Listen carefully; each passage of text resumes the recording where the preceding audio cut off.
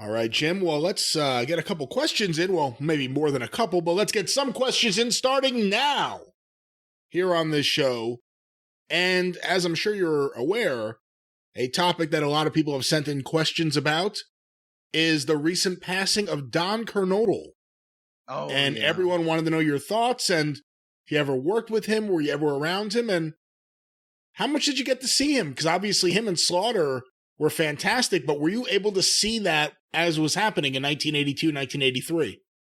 Only on tape. That was before we got to the Carolinas, but I was seeing the tapes of the TV shows. And yes, we worked with Don. I saw Don, just at several years ago at the Charlotte Fan Fest most recently.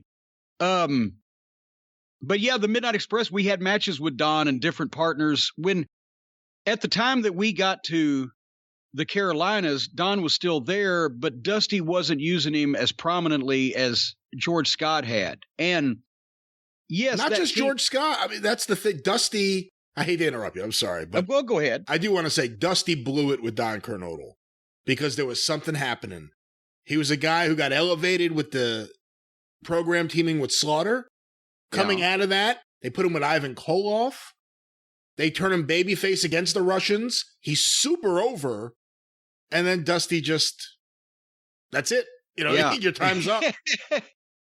Well, it's not that he finished him up, but he just used him in the middle of the card as one of the guys. And Don was a great worker, and he was a shooter too. As a matter of fact, the story was, and it's not just a story, it's real, that Bob Roop was doing a shooter gimmick in the Carolinas in 72, 73, that era of time, where he would accept challenges. And if you could beat him in 10 minutes or something, I mean, let's face it, Roop was a nationally ranked amateur, fucking pretty hotshot wrestler in his day, and nobody was going to beat him in 10 minutes that was making any of these challenges, right?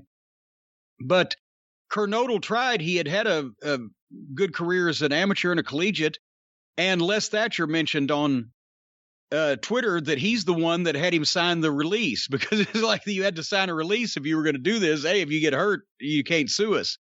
And they tried to talk him out of it. He said no, and so he didn't beat Roop. But the day after, or that night or whatever, Ole and Gene said, "Hey, kid, we want to break you into business."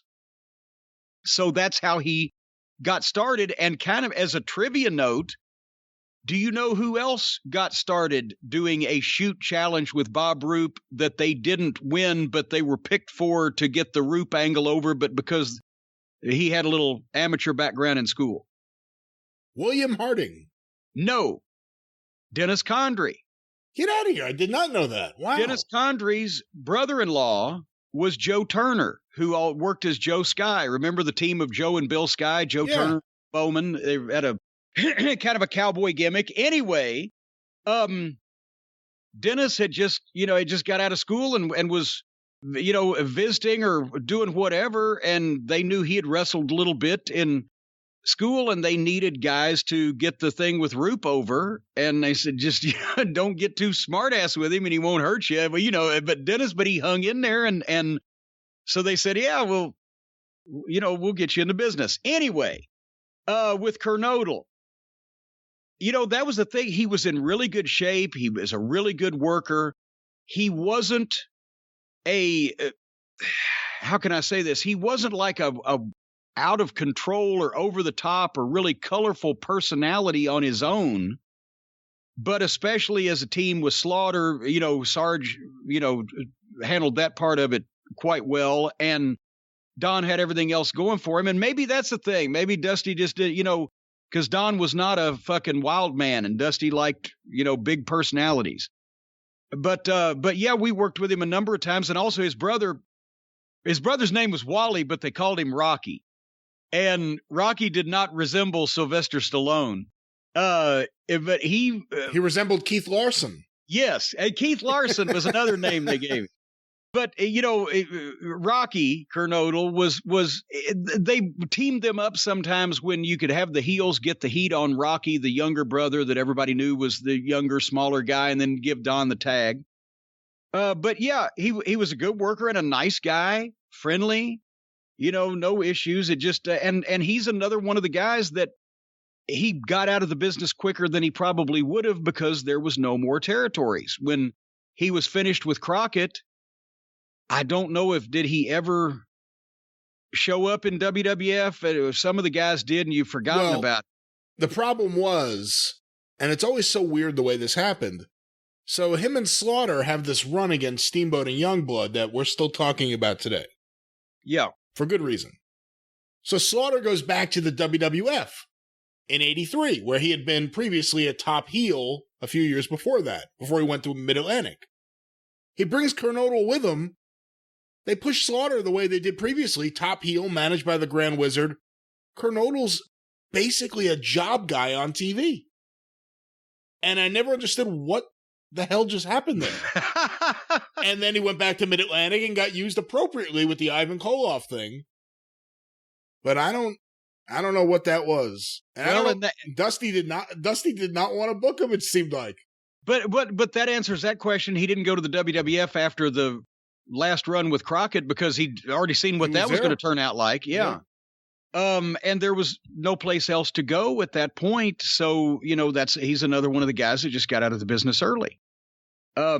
But yeah, that, especially that program. And I mean, you can capture lightning in a bottle, as they used to say, sometimes in some places because of the exact situation and the combination of guys. And I mean, like we've mentioned, the Dream Machine should have got more chances than he got outside of the Memphis territory. Part of it was he didn't want to leave home, but here was a guy with sellouts of an 11,000 seat, arena on his record and still, never went anywhere. When you've got a tag team like Slaughter and Kernodle and Steamboat and Youngblood that did that massive house in Greensboro that led to Starrcade. They had to close the fucking interstate exits and have the radio announce, don't go to the Coliseum. It's sold out. They turned away 5,000 people or whatever the lore is. I talked to Sarge about it. I talked to Steamboat about it. The stories about them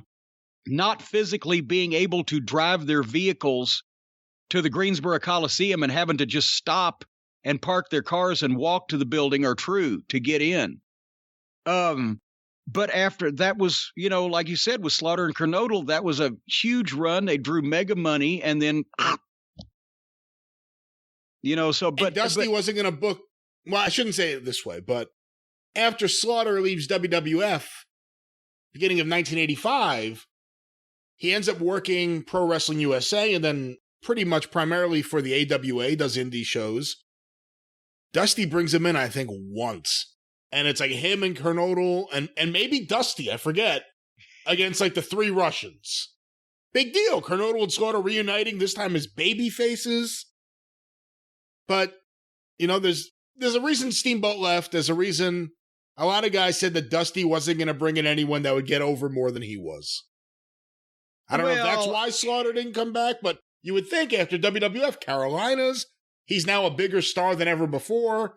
It would make sense. He lives in the Carolinas, I think. But he ends up going to work for Vern. Well, part of that was the national television, the ESPN, Sarge doing the G.I. Joe stuff. I think I would have liked to have seen Slaughter regularly in the Carolinas in working for Crockett at that point in time because of just the fact that he was a fantastic worker. But I don't know now looking back. It's just Dusty brought, and a lot of bookers do this. He brought his own combination in.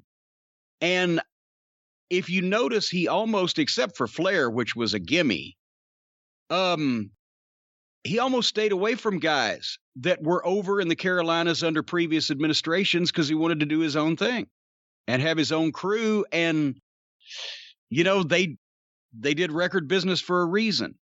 So part of it is not just assembling everybody that's over in that territory. Part of it is when you're a booker is being able to see in your mind all the combinations and who you want everybody to work with. And, part of the thing with Sarge was maybe they thought Because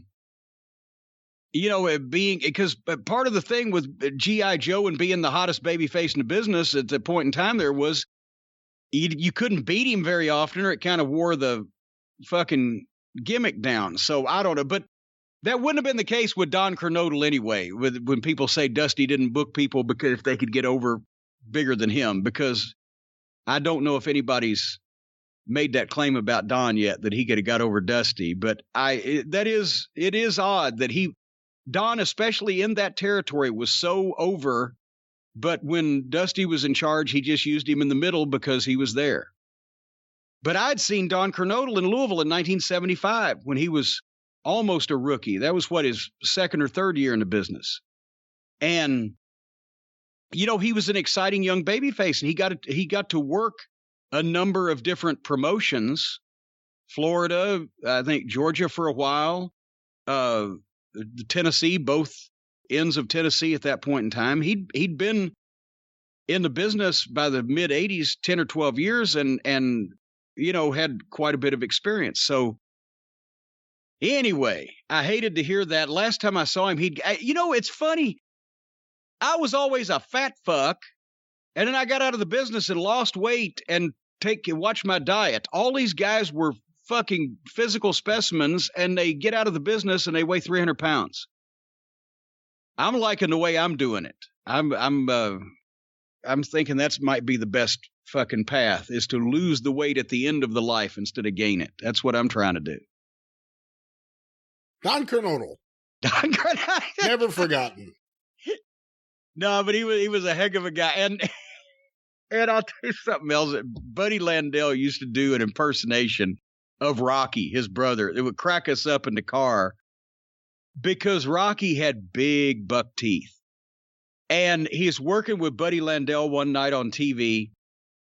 And Buddy was giving him his comeback, right? Well, Rocky was the people are screaming and cheering for him, and he's feeling it, and he's thinking he's a world beater, and he fucking shoots Buddy off. And as he shoots Buddy off, right as he lets go of him, he says, "Power slam." But the way he says slam, because he had the big teeth, power slam. And fucking, he's waiting to catch Buddy coming off with a fucking power slam, and Buddy came off with a right hand right to the fucking chops. Boom, put him down, hit him with the corkscrew elbow, 1, 2, 3.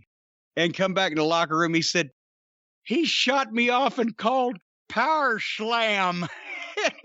I wasn't going to go for that. Anyway, I like the Kernodles, though. They were fun.